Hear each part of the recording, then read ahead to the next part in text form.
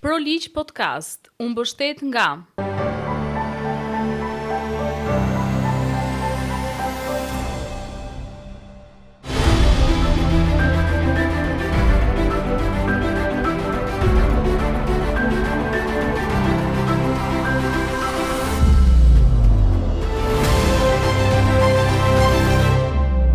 Mirë se keni ardhur në episodin e radhës të ProLiq Podcast. Kam kënaqësinë e veçantë të kem të ftuar sot avokatin Sajmir Vishaj, i cili edhe për mua është një ngarkesë emocionale ta kem përballë vetes për dimensionin profesional të njeriut që është. Avokat, mirë se erdhe. Faleminderit. Ju kam ftuar sot për të folur pak për procedurë penale, për të drejtat e personit të ndaluar, personit në hetim dhe të pandehurit. Çfarë kuptohet me person i ndaluar sipas kodit të procedurës penale? Atëherë, një person quhet i ndaluar kur ende prokuroria nuk ka siguruar prova të mjaftueshme ose dyshime të bazuar në prova për të arritur në gjykat për të marrë një masë sigurimi siç mund të jetë arresti ose një masë ndaluese që janë pezullimi i veprimtarisë profesionale të tij. Ndërsa ndalimi e kryen policia gjyqësore me iniciativën e vet ose dhe prokurori me urdhër ndalimi, po zakonisht policia i kërkon urdhër ndalimi prokurorit, i cili më pas e kthen në kërkesë për marrjen e një arresti pranë çdo gjykate të jurisdiksionit të përgjithshëm kudo që ndodhen ato, me përfshim të SPAK-ut, e cila ka vetëm një jurisdiksion, dhe rrethin e objekteve të veprave çik të specifikuar, ku të gjitha kërkesat për masa sigurimi merren vetëm nga gjykata kundër korrupsionit dhe krimit të organizuar, ato që janë në rrethin e tyre, që kanë të bëjnë me korrupsionin, me grupet e strukturuar kriminal, organizata kriminale e tjera. Në cilat raste, sipas legjislacionit në fuqi, mund të ndalohet një person pa vendim gjykate? Në të gjitha rastet pa vendim gjykate ndalohesh vetëm me iniciativën e oficerit policisë gjyqësore. Mjafton një oficer policie gjyqësore dyshon se ju keni konsumuar elemente në një vepër penale, ai me iniciativën e vet vendos ndalimin, por është detyruar që brenda 24 orëve të njoftoj prokurorin, i cili mund të urdhërojë lirimin e tij të menjëhershëm ose mund të vazhdojë të gjitha procedurat për në gjykat, duke drejtuar gjykatës për ligjshmërinë e ndalimit, por edhe për të caktuar një masë sigurimi nëse janë kushtet dhe kriteret e përgjithshme dhe të veçanta për të caktuar një masë sigurimi. Për rastet e ndalimit në flagrancë të personave, çfarë mund të themi?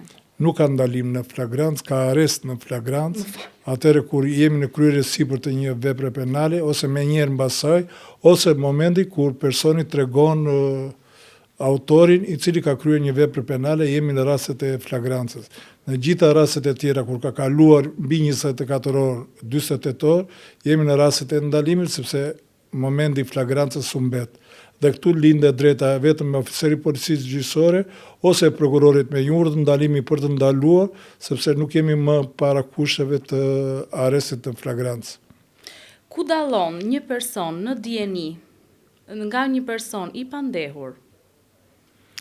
Personi në dieni është akoma momenti midis personit që nuk ka marrë statusin e të pandehur, pra nuk ka aq dyshime të bazuara në prova, për të drejtuar më pas gjykatës, po jemi ende në një fazë ku personi i cili merret në hetim dhe i cili zhvillohet një hetim, ka të njëjta pothuajse të drejtat të merret me avokat, të njihet me kartën e të drejtave për të ndaluar ose personit ndaj të cilit zhvillohet hetimi, po deri në këto momente nuk ka të drejtë të merret masë sigurimi.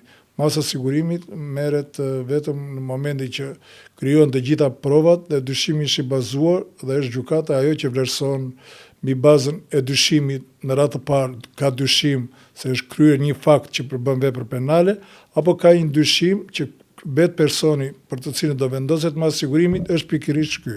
Ka edhe një problem tjetër që masa sigurimi mund të vendoset dhe në mungesë.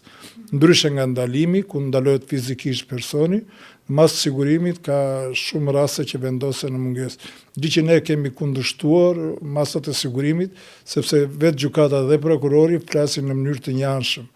Ndërkohë që në një gjykim duhet të parimi kontradiktoritetit, ku palët duhet të nështrohet debatit gjyqësor, si pala akuzatore që është prokuroria, por dhe i pandeuris ose personi ndaj cilit zhvillon hetime duhet të ketë patjetër, sidomos në vlerësimin e ndalimit, duhet të ketë avokatin e tij mbrojtës.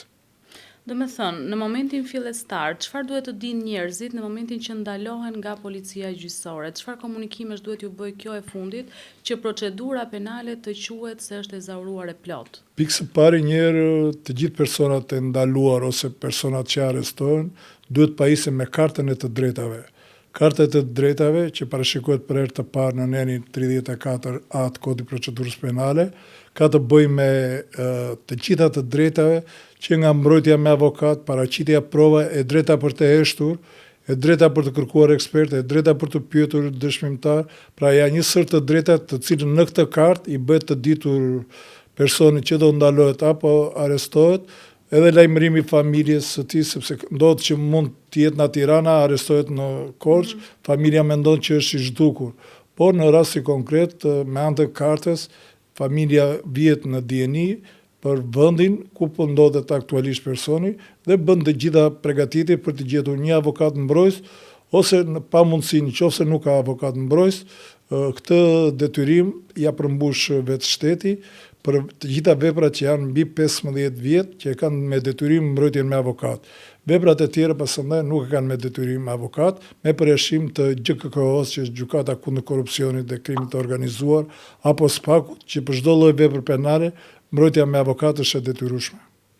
Për sa i takon afateve të procedimit penal, për shtyrjen e afateve, si ndodhin, kur ndodhin? Për shembull, është një gjë skandaloze që vetëm në Shqipëri ndodh, mund zgjasës afatet për vepra penale që kërkojnë shumë hetim, por për një armbajtje pa leje që kërkojnë vetëm 2 veprime, ke leje për të pasur armë, dhe e dyta, kjo armë a është në rregull në mënyrë teknike, balistike, 2 veprime që bëhet për 24 orë. Nuk e pse ta mbash tjetrin në paraburgim 6 muaj, 1 vit për një veprim, hetimor që zgjat 1 ditë ose 2 ditë dhe menjëherë mund të shkojë për gjykim. Në gjykim pastaj është gjykata ajo që të jep një dënim alternativ apo të jep një dënim me burgim. Kurse tek ne është bërë masë sigurimit arrest të burg, qoftë për një armbajtje pa leje gjetur kjo dhe në banesën e vet, apo për vjedhje apo për vepra penale më të rënda. Ndërsa për vepra që prekin bluzat e bardha është shumë e vështirë. Këtu tek ne nuk funksionon 90% të rasteve, çfarë mendon prokurori, çfarë kërkon prokurori vendos gjykata. Jemi akoma si në sistemin inkuzator, ku qa vendoste polici, vendoste gjykata, kur akoma jemi në legjislacion të ri, me një legjislacion modern që është marrë nga Italia, Franca e në disa vende evropiane, që po shkojmë drejt sistemit akuzator, që do të thotë e drejta e pjesëmarrjes së mbrojtësit, e drejta e pjesëmarrjes të pandeurit dhe prokurorit, por të jetë një drejt ligjore, një drejt për ta prezumuar atë të pafajshëm, derisa vendimi të marrë formë prerë, dhe një drejt për ta dëgjuar përpara se ta të gjykosh. Mund të zhvillosh gjykim në mungesë, por ky nuk është gjykim. Gjykimi quhet në ligjërat të drejtë i gjykuar, kur jepet në emër të Republikës dhe palët dëgjohen. Dëgjohen për variantin e tyre, paraqesin provat e tyre, pastaj gjykatësi vendos mbi bazën e prova. Po të vendos gjykatësi vetëm mbi bazën e provave të dhëna nga prokurori nuk është gjykim. Çdo emër mund t'i vëmë këtë gjykim jo, ose të hyjë prokurori në një derë sallë ku hyn gjyqtari, ndërkohë që në një radhë thuhet që prokurori me avokatin dhe i pandeuri është i barabartë, pra duhet të trajtohen si të barabartë përpara gjykatës. Në rasti konkret, prokurori hyn në të njëjtën derë që hyn gjykata dhe gjykatësi ja merr me flesh të gjitha mendimet që ka prokurori në lidhur me një hetim që ka bërë ose kërkesë që ai kërkon, qoftë në masa sigurimi apo dhe dënim. Çdo gjë me copy paste, çfarë ka shkruar prokurori, shkruan dhe gjykata pas një arsyetim logjik që mund të rrihet çfarë ka thënë avokati. Nuk e gjen fjalën e avokatit në asnjë vend, fjalën e pandeurit në asnjë vend, fjalën provat e të pandeurit dhe të avokatit nuk gjenden në asnjë vend vendimin që shpall gjykata, lere pasëndaj vonesat në një vendim, unë sot jam habitur një vendim të 2023-shit. 2 vjet në penale të ri tjetëri në burg, pa u njojtur me vendimin, është skandaloz, vetëm vendim nuk është.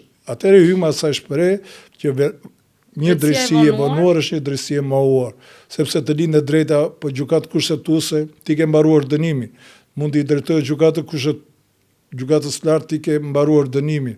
Mund të vesh në Strasburg, ti ke mbaruar të gjitha hallkat.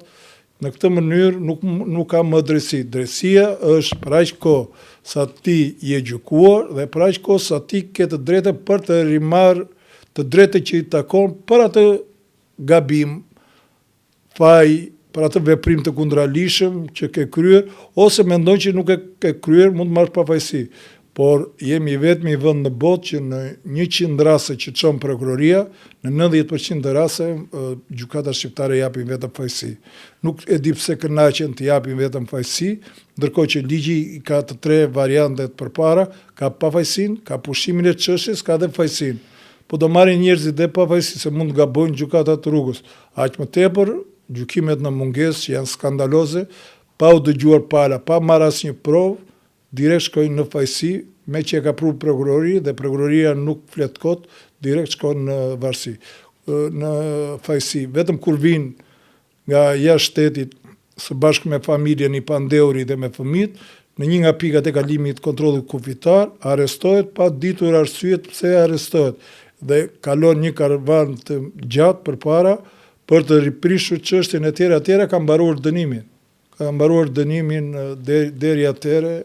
Ku është rrugtimi kësaj amnistie penale? Kategoria e veprave që janë premtuar se do të është një amnistia më skandaloze që mund të dali, sepse nga njëra anë përfitojnë të gjithë, në ana tjetër i ndalon të gjithë në bazë të veprave penale. Imagjino dhe përveç vjedhjeve. Vjedhjet janë, mund të quhet amnistie vjedhje. Vjedhjet si në hetim dhe në gjykim i kap të gjitha. Gjë që në asnjë vend të botës se vajti voti për bukë, nuk mund të fusë njëri në burg. Kurse tek neve, se vajte vode një dyqan, more 2 copa bukë, ai të dënon 6 muaj burg. Ka vepra të tjera për të cilët drejtësia duhet ngulmoj më shumë te jakat e bardha, atje ku prodhohet paraja, në mënyrë që ai pastrimi produkte të vepra penale, ku blen me qindra vila dhe të sigurojnë me miliona euro, ato para duhet kthyer shteti. Mendimi im është që kjo kategori ndoshta mund të jetë në pozitë qeveritare, duhet goditur sa më shpejt në mënyrë që të vraposh të marrësh leku, sepse burgu, 6 muaj burg, 1 vit, 2 vjet, 3 vjet burg, nuk të bën asgjë për 50 milion euro, të cilat ti vazhdon edhe punën, vazhdon edhe gëzon dhe të ardhurat që i ke vjedhur këtij populli. Avokat, për rastet kur policia e shtetit i ndalon personat pa ju komunikuar atyre asnjë akuzë dhe pa ju komunikuar asnjë fakt, thjesht i ndalon dhe thot duhet ndaloj se janë policia. Ndodhin rëndom këto raste, le ta themi. Si duhet veprojnë njerëzit në këto raste? Dhe ju kërkojnë edhe ndoshta aparatin celular, telefon, ta dorëzojnë në mënyrë të menjëhershme, për të cilën është marrë edhe një... Kjo është një pyetje shumë e rëndësishme, pasi nuk është problemi përse ndalohesh apo përse arrestohesh. Shlidhje kanë me provën materiale. Prova materiale mund të marrësh atë që ty të përket për hetim. Për shembull, në një celular ti ke rubrika që mund të bisedosh me familjarët e tu, me nënën, me babain, me të dashurin, me burrin, me gruan, me motrën. Ke marrëdhënie intime që mund të kesh hedhur, nuk ka lidhje fare. Ata do të marrin atë rubrikë, atë hyrje dalje për të cilët i shërben hetimit. Me kë ke folur në kuadrin e një grupi strukturuar kriminal ose në kuadrin e kryerjes së një fakti që përbën vepër penale. Po jo të marrësh gjithë celularin, gjë që nuk ka që duhet skedari jot personal, ta marri ta shikoj polici dhe pasandaj ta bëj objekt bisedat të medjave. Ne sot kemi pasur disa gjyqe, i kemi humbur të gjitha, sepse gjykata nuk ka akoma si mund të ndaj, edhe pse ka një vendim të gjykatë kushtetuese, që nga çdo lloj celulari duhet të marrësh atë material që të përket ty për hetim, jo të gjitha materialet që përmban një telefon që janë me miliona shikime, çfarë mund të jenë aty dhe janë gjëra private. Privatësia është e tmerrshme ta prek qoftë etusi BK-s apo qoftë oficeri policisë gjyqësore, apo ai policisë shkencore, për mendimin tim. Për mendimin tim që në momenti që sekuestrohet një telefon, duhet të marrësh ato pjesë që të duhen vetëm për hetim, pjesët e tjera duhet të kthesh. Edhe në një makinë që ka kryer aksident, me atë makinë udhton burri dhe gruaja, është një mjet që është në pronësi të përbashkët, plus shumë gjëra të tjera që janë në bashkëpronësi, por këta vendosin sekuestro duke i mbajtur 2-3 vite derisa vetë sendi shkatrohet nga faktorë të ndryshëm natyrore ose mbas edhe nga dora e njeriut. Avokat, qëndrojmë pak te terminologjia që përdoret më zakonisht dhe në mënyrë shumë intensive kohët e fundit, dyshimin e arsyeshëm. Tek drejtësia penale, si po ndikon dyshimi i arsyeshëm që përdoret shpeshherë si një arsye për t'i çuar njerëzit në paraburgim?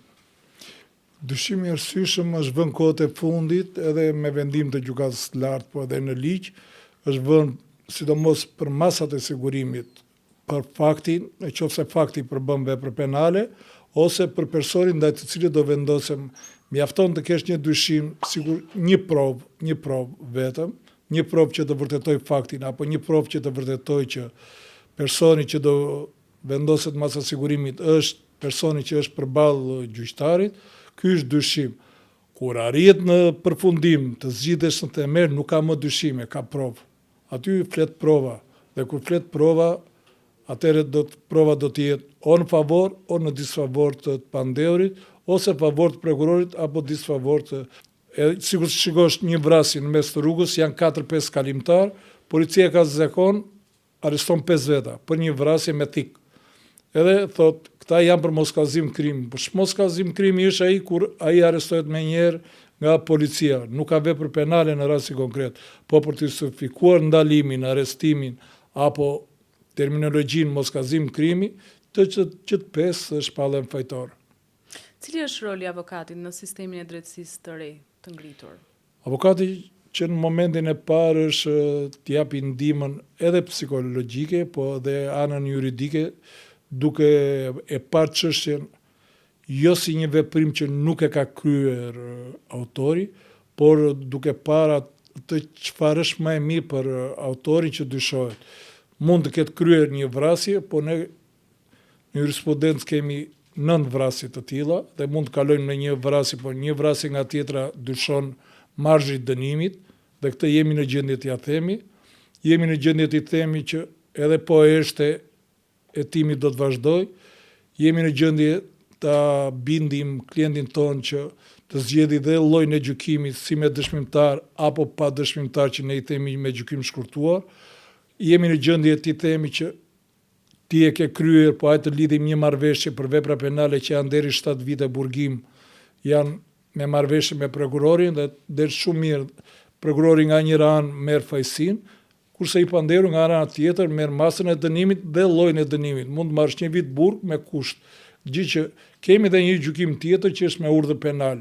Me urdhër penal për vepra penale deri në një vit, avokati e bind klientin që çfarë do të vendosi gjykatësi, pa praninë e palëve, pa praninë e avokatit dhe të pandehurit, nuk duhet ankimor. Se po u ankimor, pastaj nuk quhet. Por ka një gjë pozitive në gjykimin me urdhër penal, nuk quhesh i dënuar. Nuk quhesh i dënuar, ashtu si nuk quhesh i dënuar kur vetë gjykata të dënon me orë pune. Me orë pune, me shërbim prove. Me 63-shin të dënon dhe ti quhesh i pa dënuar, edhe mund të fitosh të drejtat që nuk i ka çdo person. Avokat, cilat janë pritshmëritë tuaj afatgjata për drejtësinë e re? Ne shpresuam deri në vitin 2016, shpresuam shumë të drejtësia e re, pasi kishim një drejtësi shumë të vjetër partijake. Nga kjo drejtësi partijake u kalua në një drejtësi me kurse 6 mujore, të cilët e fundosën Shqipërinë, ku për çdo çështje kërkonin para dhe korrupsioni, kaloi çdo lloj përmase galopante. Më pas filluan një drejtësi ku zvendësuam me patronazhisa dhe sot të me plot gojën që po dalin gjyqtarët dhe prokurorët më të dobët që kanë nxjerrë shkolla e magjistraturës. Pra nga një anë kemi avokat dhe juristë që kanë ardhur nga jashtë shtetit shumë të përgatitur, me grada shkencore, të cilët s'ka nevojë për shkollë magjistrature, por mund të bëhen shumë shpejt gjyqtar dhe prokuror, po kemi dhe gjyqtar dhe prokuror të cilën na dalin nga shkolla e magjistraturë, por nuk dinë të shkruajnë. Nuk dinë të shkruajnë dhe është pa logjikshme që të gjithë këta na kanë mbaruar të mesmen me mesatare të lartë për të vajtur gjyqtar. Unë mendoj që po t'i kontrollosh të gjithë gjyqtarët dhe prokurorëve të sotshëm, t'i kontrollosh diploma, dalim me 5 me 6. Ardhja në Tiranë, bërja rolin e patronazhistit, i bëj gjyqtar dhe prokuror dhe janë ata që i japin drejtësi apo flasin në emër të drejtësisë, por marrim qafë shumë njerëz, sidomos në çështjet civile që janë çështjet e pronave, qoftë në zgjidhjen e martesave, duke i lënë fëmijët 1 vjeç ja lë burrit në rritje dhe reedukim, apo në çështje penale ku ka gjyqtar që gëzojnë të japin masa dënimi shumë të rënda, sepse e konsiderojnë që duke dhënë një masë dënimi më të rënd, ul ndjeshmërinë e kriminalitetit. Ndërkohë që për kriminalitetin janë shumë faktorë dhe jemi vetëm shtet në botë që kemi rreth 12.000 të dënuar, 6.000 për tyre, rreth 6.000 duhet i kemi në paraburgim, kurse 6.000 me shërbim prove. Pra, dal nga dal, po e kriminalizojmë këtë vend, ku çdo qytetari mbi 14 vjeç ne arritëm edhe parkimi dysh i makinave, po konsiderohet vepër penale. Na kujton kohën e Enverit, kur hipshin 2 veta në një bicikletë, ishte kundravajtje penale. Edhe njëri zbriste nga bicikleta se të kapte polici. Tani të parkosh, shkoj gjoba, pra nuk ka dënim më të rënd për njeriu kur të rëndon xhepi. Aty ku të rëndon xhepi është dënimi më i rënd se sa 1 vit burg apo 2 vjet. Ne shumë mirë kemi parë këto ditë, janë dënuar me shërbim prove disa zyrtarë të lartë, të cilët kanë fituar miliona euro. Po të fitosh miliona euro dhe para një populli të cilët e ke me një fukarallëk të pa shpjegueshëm, mendoj që askush nuk bindet, sepse njerëzit rinë të ngujuar para televizorit dhe shikojnë sa u dënua, sa nuk di nga ana tjetër që shumë mirë mund të kthehet ose të kompensohet në para, dhe dënimet mund të jenë në gjoba, dhe aq më shumë fuqizohet ky shtet. Ne kënaqemi u dënua 5 vjet, 10 vjet që asgjë të re nuk sjell. E vetmja gjë e re që sjell është marrja e taksave të atij që bë korrupsionin, të atij që vret, të atij që kryen vepra penale të trafikimit të drogës, gjej pasurinë, vrapon mbas paras, atë parash për ndaja popullit. Në të mira publike. Avokat, falenderoj shumë për prezencën. Jam e nderuar që të kisha këtu. Falenderoj dhe juve. Ju falenderoj dhe juve që na ndoqët. Vazhdoni na ndiqni në ProLiq Podcast për episode të reja.